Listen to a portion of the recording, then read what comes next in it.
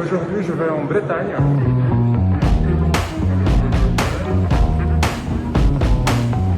Je vais passer quelques jours là-bas. Ça va être très amusant. On va prendre plein de photos.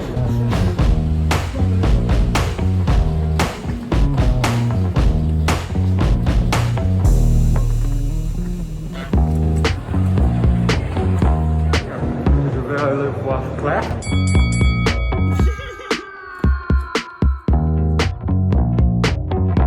Regarde, elle est en pyjama. C'est la deuxième vidéo photographie slash voyage de la chaîne. La première c'était à Paris, je passais 2 jours là-bas, et il y avait une photo but. L'idée c'était de recréer cette photo numérique que je fais il y a plusieurs années en argentique. Et je pense que c'était une réussite. Et pour être sincère, j'allais pas avoir une photo but pendant mon séjour en Bretagne. J'allais juste faire des vidéos de mood et prendre quelques photos avec mon Portra 800 enfant. Puis j'ai vu cette photo. C'est mon ami Vini du Brésil qui l'a prise. Allez voir son Insta, il a beaucoup de talent. On a aussi fait une vidéo ensemble dans sa chaîne il y a quelques années et il est allé à Tchernobyl. En théorie, cette photo elle est assez simple. Mais Vini, il a un appareil très pro et il a programmé pour prendre plusieurs photos pendant toute une nuit et il les a toutes stack dans Photoshop. Pour quelqu'un qui utilise que des compacts, c'est pas aussi évident. Ces appareils photos, c'est des petits ordinateurs qui ont des limitations des petits ordinateurs. En gros, celui-là, le Canon G7X Mark II, il a une limite de 30 secondes d'exposition jusqu'au mode bulb, là où on maintient le déclencheur. Puis en mode bulb, je crois qu'il a une limitation de 5 minutes. Si je me trompe pas, ça fait très longtemps que je n'ai pas utilisé ça. Du coup, pour prendre des traînées d'étoiles, c'est pas assez. C'est loin d'être assez. Et je suis pas sûr si je peux le programmer pour prendre plusieurs photos à la suite. Et dans tous les cas, je pense que la batterie va pas tenir. Et il peut pas charger et prendre des photos en même temps. Enfin, c'est très chiant. Avec de l'argentique, c'est beaucoup plus simple. En théorie, cet appareil ne surchauffe pas. Il n'a pas de souci de batterie. Il n'a pas de souci de carte mémoire. On a juste besoin d'être un peu plus créatif.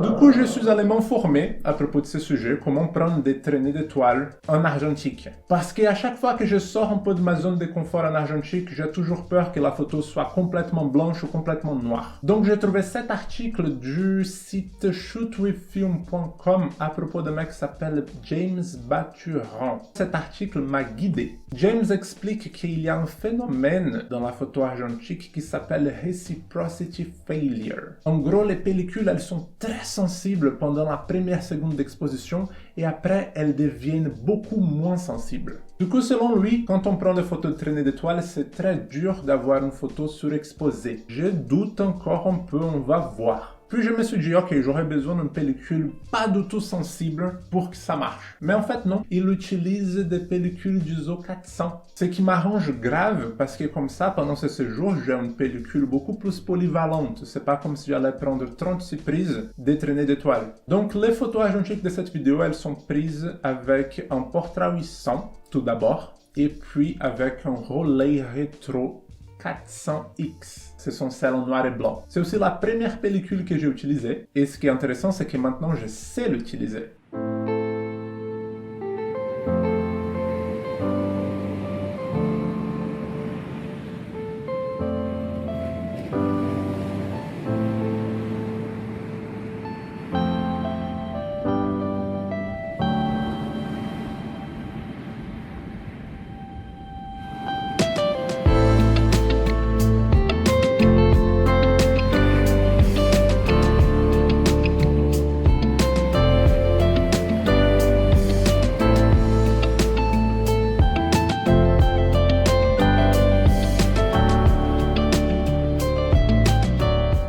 question de configuration, James, il a toujours une ouverture entre f5.6 et f8, donc c'est ça que je vais utiliser. La mise au point est bien sûr à l'infini. Il faut toujours prendre sa photo très tard dans la nuit, donc je vais sûrement sortir autour de minuit. Et les photos sont plus intéressantes quand il y a un sujet, parce que c'est juste les traînées d'étoiles, on ne comprend pas vraiment ce que c'est juste des lignes blanches. Donc ici, dans mes alentours, je crois que des photos intéressantes seront genre à côté de la mer et les étoiles, ou prendre un rocher en photo avec les étoiles au fond. On va voir ce que j'arrive à faire. Si j'arrive à faire, j'ai vraiment peur que j'arrive pas. Il faut être dans une zone avec très peu de pollution lumineuse parce que ce que James explique, c'est que même la lumière qu'on ne voit pas, la pellicule le voit. Il dit aussi que pour avoir une exposition intéressante de traînées d'étoiles, il faut être à minimum entre 45 minutes et 1 heure d'exposition. Sinon, les traînées d'étoiles sont pas assez longues pour que ce soit intéressant. Pour l'instant, c'est pas super. J'ai déjà passé plusieurs nuits ici et c'est toujours nuageux. Donc je vous tiens au courant s'il y a une nuit pas nuageuse.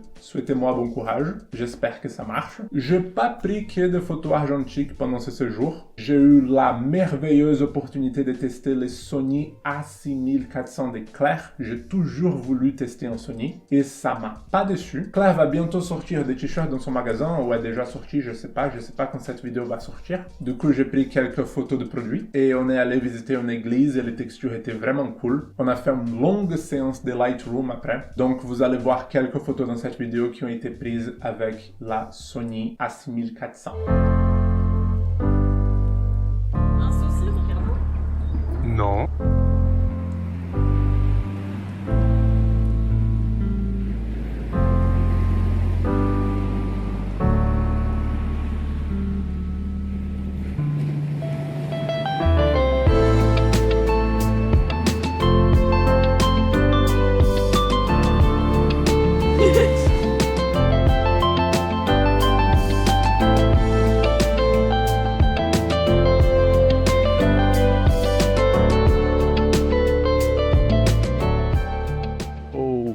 C'est ma 6e nuit ici et la première nuit étoilée jusqu'à là. J'ai vraiment peur que ce soit aussi la dernière nuit étoilée. La météo ici est très imprévisible. Donc là, on voit plusieurs étoiles et je vais essayer de trouver un endroit sans aucune pollution lumineuse pour qu'on puisse prendre cette photo. J'ai mon trépied ici sur le dos, j'ai cet appareil photo, j'ai mon argentique, j'ai aussi Netflix et mon casque avec un film que j'ai trop envie de voir et j'espère vraiment que ça marche. Il me reste pas beaucoup de prises. Ça me ferait ultra chier de rentrer à Lyon sans avoir eu cette photo but et devoir trouver un endroit à Lyon où on voit bien les étoiles. Ça va pas être une tâche aussi facile. Donc c'était un peu frustrant. Au bout de 45 minutes, les nuages sont revenus. On va voir à quoi ça va ressembler. J'espère qu'il y a une autre nuit avec des étoiles jusqu'à la fin de mon séjour ici. Le ciel était vraiment très étoilé. Je crois que j'ai jamais vu un ciel comme ça. Prochaine fois, s'il y a une prochaine fois, je vais essayer de prendre quelques photos avec les numériques pour que vous ayez une idée de la chose. C'est assez impressionnant.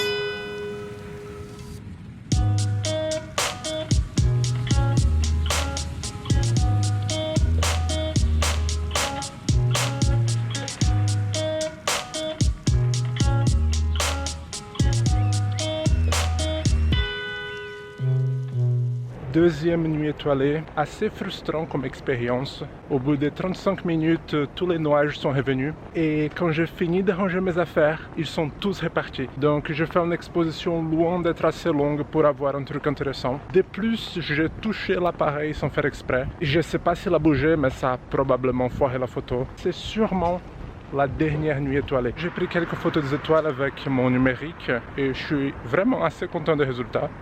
C'était juste pour vous montrer à quel point c'était étoilé. Alors, ces photos des étoiles. C'est pas la première fois que j'utilise ces petits Canon pour prendre des photos des étoiles. Par contre, là, j'ai utilisé des réglages différents et ça a rendu beaucoup mieux. Le truc, c'est que j'ai accidentellement pris une galaxie en photo. Ici, là. Au début, je pensais que c'était une tache, mais puis j'ai vu qu'il y avait la même tache dans une autre des photos que j'ai prises. Donc, j'ai ouvert Stellarium. C'est un logiciel gratuit, je l'utilise depuis plus de 10 ans. C'est une carte des étoiles très détaillée. Je pourrais en parler pendant des heures. J'ai mis la date, l'heure et la position d'où j'étais quand j'ai pris cette photo. Je me rappelle que Mars était à ma droite parce que je l'ai vu. Puis je me suis aligné avec les bras de la Voie lactée. J'ai vu qu'il y avait 2 petits points sous la galaxie. Je les ai trouvés dans le logiciel. Et j'ai identifié la galaxie mystère. C'est Andromède, notre voisine. Et j'étais vraiment content quand j'ai trouvé ça. Assez même pour que ça compense au cas où mes photos argentiques des traînées d'étoiles ne marchent pas. Au moins j'ai réussi quelque chose et c'était inattendu. C'est très satisfaisant. Mais j'espère quand même que les traînées d'étoiles fonctionnent. Même si j'ai encore des doutes. Elle est en pyjama.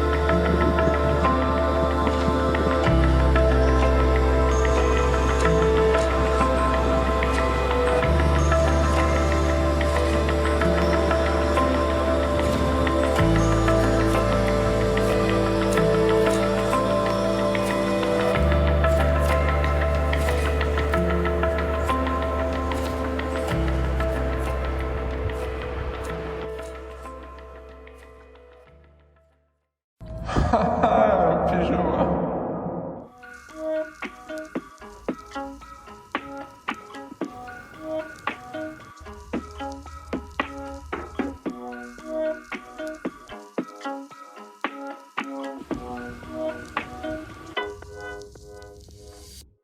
Je suis de retour à Lyon. Ça fait un mois quand même. C'était un énorme saut temporel. Entre-temps, j'ai réalisé que je fais une bêtise. J'ai fait toute une vidéo autour de cette photo but, sans laisser de la marge, pour enlever ce sujet au montage, au cas où la photo ne marche pas. Je sais pas du tout si les photos ont marché. Et maintenant, j'ai la pression. J'ai eu du mal à dormir. La vidéo a pris autant de temps pour sortir, parce que je voulais finir la pellicule. Je voulais faire d'autres traînées d'étoiles ici. J'ai au moins 6 prises dans ce thème. J'espère qu'au moins une va marcher.